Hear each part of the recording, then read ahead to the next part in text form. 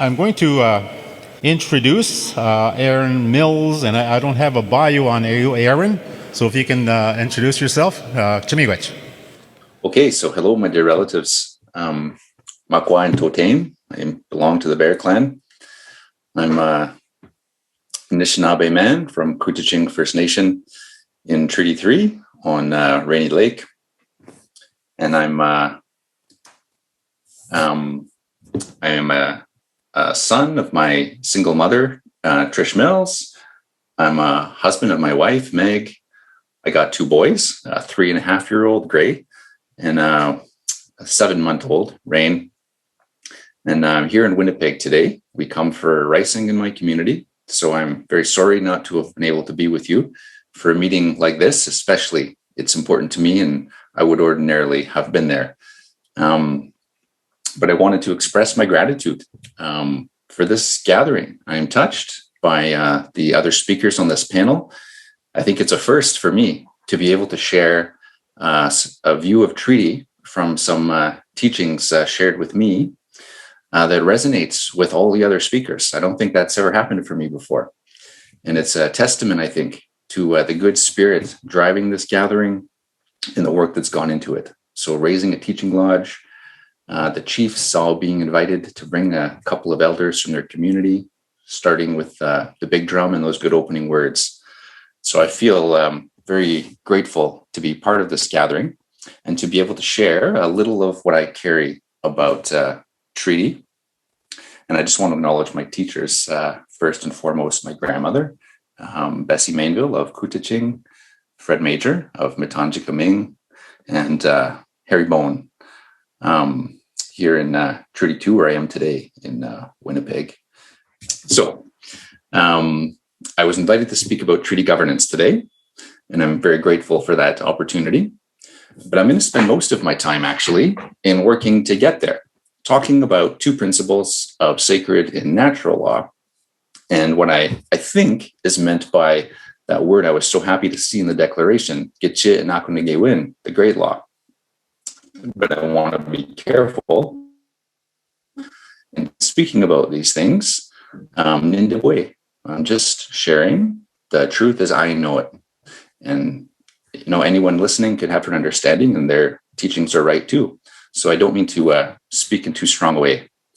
But I think it's important to start here because I'd like to try and get away from that Canadian and often international law view of treaty as a written agreement. And I really took heart from the other speakers earlier today, all three of them, who spoke about treaty in a different way, as being about relationships. And I hope that starting with sacred and natural law will open a path to see treaty in a different, actually not new, quite ancient way that is all about relationships with and through creation. So I want to start with Kinships, the creator. And there's a quotation I'd like to share. I thought it could be a helpful one because it was actually written in 1850 by William Warren, an Anishinaabe historian, and he was writing for a white audience, and so you'll feel that in the text. But I think it says some important things for treaty. So I'll just read the paragraph here. Kiche Menido, the Great Spirit, is the name used by the Ojibways for the being equivalent to our God. Again, he's addressing a white audience. They have another term which can hardly be surpassed by any one word in the English language for force, condensity, and expression, namely Kija Menido, which means pitying, charitable, overruling garden, and merciful spirit. It's derived from Kija Wade Saroin, meaning charity, kindness, Geja Waso, expressing the guardian feeling, and solicitude of a parent towards its offspring, watching it with jealous vigilance from harm, and Shewa Jige, to take pity, merciful with Manido, spirit. So this idea of what we call Kije Manido, that gentle or kind spirit, but in a very specific way of the kind of love that a parent has for a child. So this all-powerful spirit with this kind of kindness had a vision. And in realizing that vision, Kijemanito brought the orders of being into creation. So first, those planetary bodies of moon, sun, all those planets, and the physical earth, the mountains and rivers and the hills. And next, the plant life, all those trees and flowers, those good medicines that we use. Then the swimmers and the crawlers, the four-legged, all of the animal life. And then last, us, humans. And here's the first key principle that I've been able to learn in my 15-year journey, sitting with the elders, learning as best as I can about our traditional system of Anishinaabe law. The Creator didn't create all of these different beings randomly. The natural order of things isn't chaos. We were all created as relatives, or sometimes, as we've heard this word so often today, we say kinship. So from a human standpoint, you often hear in ceremony, we still think this way. So we talk about Nokomis for the moon. We often say grandfather for Gizis, the sun. We refer to Mother Earth, animals as our elder brothers. And so we still have much of this language today. And so the first thing I want to take from this is that creation is actually all about relationships. But second, these terms of relationship all have particular meanings. It means something specific to be a mother or an auntie or a grandfather. These words set out specific responsibilities to other beings, so that when we call someone brother or auntie or grandmother, we're not just being kind or affectionate. It's actually an invocation of the sacred order of things. And it's a statement that we recognize that order, that we're part of it, and that we choose to participate in it. So there's an order inherent in creation, or in nature, as some would say, and it's based on the power of kinships, the responsibilities that relatives carry for one another to take care of each other. And I just have a simple quotation about this. It's from Francis Muckcuck. He was an elder from Mishkegogomang, Red Lake in northwestern Ontario. Francis Muckcuck remembers a time when sharing was second nature. When a person experienced some misfortune, another who had fortune and therefore more food would go over and give some food to that less fortunate person to help out. That's how people lived in the old days. And they lived very well. They looked after one another that was less fortunate. If a person had poor clothing, a richer one didn't hesitate to give him clothes to wear. No one thought anything of it. The old woman gave each other clothes to wear. That's why things went well long ago, because they fended for each other. I imagine this is an idea that most, or maybe even all of you, have encountered in community. It's still very strong today, certainly where I'm from, with the Rainy River, Rainy Lake, Anishinaabe.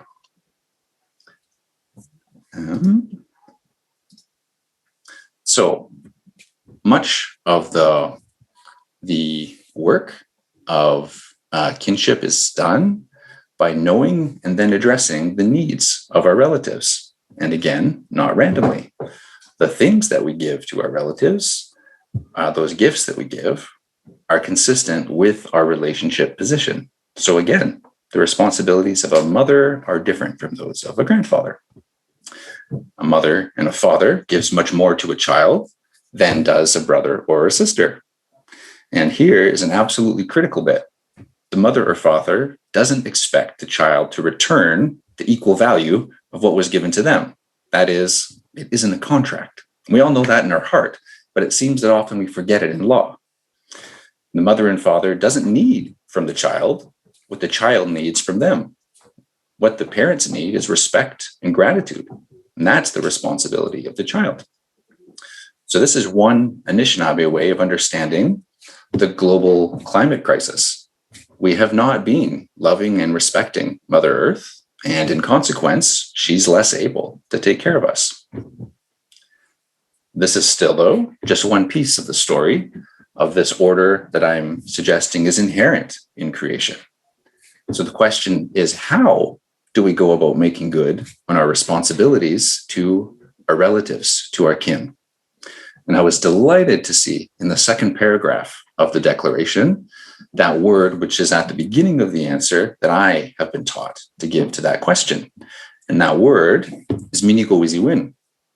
And as I was taught, it refers to the fact that Creator created each order of being with special gifts, and also individuals within each order with special gifts from Spirit. So we might think humans have a unique gift of vision, that power of dreaming and what can come to us while sleeping or in ceremony. But we can think of particular gifts of animals, and we have many Atsokanen about this. The deer with the gift of grace, mountains with the gift of resilience. And I hope we're maybe starting to see a pattern here. Creator didn't just give these gifts, but also the instruction to use them for the benefit of others. And elders and medicine people, as I'm sure you've all heard, often call this original instructions. But the original instructions, they don't mean Creator telling us what to do, as if we don't have the gift of a free spirit in mind. As I understand it, it's that spiritual imperative to share the gifts that we were given. And I have just another quick quotation here from an elder I know and care about. Her name's Florence Painter. She's Anishinaabe as well. And she says, here's the quote, "That's the way I understand it, as long as the water flows and as long as the sun rises. And this is what I mentioned earlier, when you give thanks to the grandfather sun in the morning. He too was put here by the Creator for a purpose. He was instructed, this is what you'll do. You will treat the Anishinaabe and you will keep him warm with your sun rays. The sun has never forgotten to rise. He reminds us of that promise. And in return, we too give thanks to him and watch for him as he rises each morning." So we have so far, and I know I'm moving quickly, but I'm trying to, like Al, move my 45-minute talk into a 30-minute one. We had that first natural law principle of kinship, but now I'm adding a second one, what we could call mutual aid, or sometimes we could even just say sharing. And we bring those two principles into harmony. Kinship is how sharing is organized. So sharing or mutual aid, and again, that pattern, it isn't random. It's part of a natural order inherent in creation that brings the natural law principles of kinship, mutual aid, sharing together. And there's a wonderful example of this in that really short part of the flood creation story that John shared during his talk. So the turtle provides a foundation from which we can begin to think about how to save creation. Nana Bojo produces a vision, a kind of plan that we'll proceed with. The divers use their gift of diving to try and bring back that earth. When they do, the winds from the four directions, or in a really older versions, when it was Mishabus, the great hare, not Nana Bojo, or an earlier version of Nana Bojo in his rabbit form, uses his feet in four directions to spread out that earth. And then Jesus drying up the water. And as that earth spreads out, then we have those long distance travelers. So first, Maingin, the wolf, travels out to try and see how far that earth can be before it's safe for us to repopulate it again. And then Adik, that caribou, and then bald eagle. And bald eagle, Megazeh, he never comes back. And so Nana Bojo realizes the earth is big enough to hold us all now. And so the thing that I want to draw from this Adsokan is it only works with each of these beings sharing its gift, right? We need each of them in order to do that. Okay, so that's that first big piece I wanted to share about those creation sacred law principles of kinship and sharing or mutual aid. Now I want to try and bring this to treaty. And so first, the middle step about Anishinaabe communities. And the point I want to make is really, I hope, a very simple one. These two principles are also at the foundation of Anishinaabe community. So they're at the root of what I would call Anishinaabe constitutionalism. We don't only have our own law, but we have the constitution that it comes from, our own constitutional orders, not Canada's. And they're rooted in creation. And these two principles are great examples of how that works. So, as I was taught, traditionally, we organized our communities not through citizenship, through kinship. And in most of our communities, we still have elements of that legacy today, right? So you hear, so how common is it to hear your relatives talk about aunties when it's people that aren't actually blood kin, but they're just recognized to have that role within a section of the community or within the community as a whole, or the role of grandmothers and grandfathers, who today we usually just call elders. But we still have those roles doing work today, even though we're also dealing with this Canadian system imposed upon us. So I'm saying these pieces aren't just culture, as we often say. It's actually our law, and even deeper, our own constitutional order. There are pieces of it waiting there for us to pick up and revitalize. And so, traditionally, just as with the connection of those two teachings, in our communities, we sustained our kinships through mutual aid or sharing. And our community stories and Adso Kanan, those sacred stories, they're just full of teachings about that. So, in letting this be a foundation for our own communities, we were enacting the order inherent in creation, linking our communities directly to Earth. So, in the Western world, we often hear about this divide between nature and culture. And of course, we don't have that. We were just immediately part of all that is, and we built our communities on that understanding. So our connection to Earth, it's not just that we love it and respect it, or that we understand our need of it, but also we're trying our very best to be it. We are the Earth. As much as any bird, mountain, or fish, we're following the same sacred principles in our communities. Now, of course, the story's not so simple today, right? We're dealing with a lot of other baggage, and that's really complicated things. And we have different strengths and different levels of remembering our teachings. And so we have to be mindful of all of that reality. So to just sum up for a moment, we've discussed two foundational principles of sacred law or natural law, kinship and mutual aid.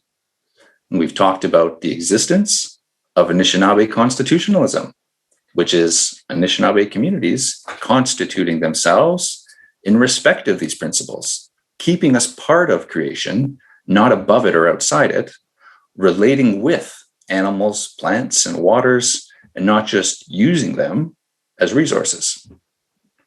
And so I say to you, treaty is exactly the same thing, but between communities. So that's to say, treaty is an ongoing relationship, not a settled agreement. Treaty is that relationship that exists when communities share with one another. So that second principle of sharing our mutual aid as kin or relatives, right? That first principle. So you can see how those two principles shape this view of this sort of grounded in sacred and natural law view of treaty. And this is important as the gifts and the needs of each of the participants in the relationship changes, so does the relationship, right? If the parties are changing, the relationship will change a little bit. And so the gifts that each offers to the other changes through time. They're not written down, meant to last forever. So on this view, something in the text is a snapshot of what the parties in this relationship based in sacred law needed and had to offer as gifts in that moment. And when they met the next year, those things could change. But what would stay the same is that kinship. So they might connect as brothers, which is what Indigenous nations ordinarily did. Their treaties were articulated as being brothers with one another. And so the kind of sharing, that easy give and take, that roughly equal sharing of brother. And though if there was a big difference, sometimes we could also speak of elder brothers and younger brothers. And so there's a long history of those relationships too. But between Indigenous and European nations, and Alan mentioned this earlier, the kinship was more often that of a parent-child. And as Al said, that does not mean a relationship of authority over us. There's a deep misunderstanding about that. And I think many of our community members are confused and even take offense to that. Because on the Western understanding, that is often what it means in a parent-child relationship. But for us, we're back to these two principles. It's not offensive. What it actually talks about isn't authority over us, where we don't have our sovereignty or our self-determination, but it's about those reciprocal responsibilities that we share with one another. So if I just give and I don't want to go on long, I have about 4 or 5 quotes for you here. Maybe I'll just read 1 or 2. They connect with Niagara. And I'm so glad that Alan raised that. And so one of those quotations,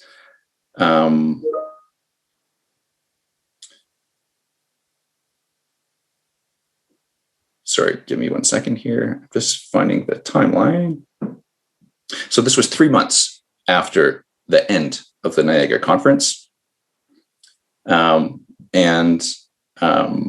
This was Sir William Johnson, the highest ranking colonial official in British North America, writing to General Gage. And he says, it's necessary to observe that no nation of Indians have any word which can express or convey even the idea of subjection. They often say, we acknowledge the great king to be our father. We hold him fast by the hand, and we shall do what he desires. Many such like words, of course, for which our people too readily adopt and insert a word very different in signification, and never intended by the Indians, without explaining to them what is meant by subjection. Perhaps the strongest statement, and this will be the last one I share. You may be assured that none of the 6 nations, Western Indians, that's us, etc., ever declared themselves to be subjects, or will ever consider themselves in that light, whilst they have any men or any open country to retire to. The very idea of subjection would fill them with horror. So we have her, Sir William Johnson, communicating this, even as in the same letter that he's acknowledging that we use that language of father, because at this time, the British monarch was, of course, a man, not a woman. I can leave that there. There's more if folks want to follow up on that after. So the key takeaway here is that thinking, and I hope feeling, treaty in this way, grounded in these 2 principles of sacred and natural law, and I would say, and therefore, Anishinaabe constitutionalism, I hope isn't a scary thing. We don't lose ground if we give up the idea of treaty as a written document.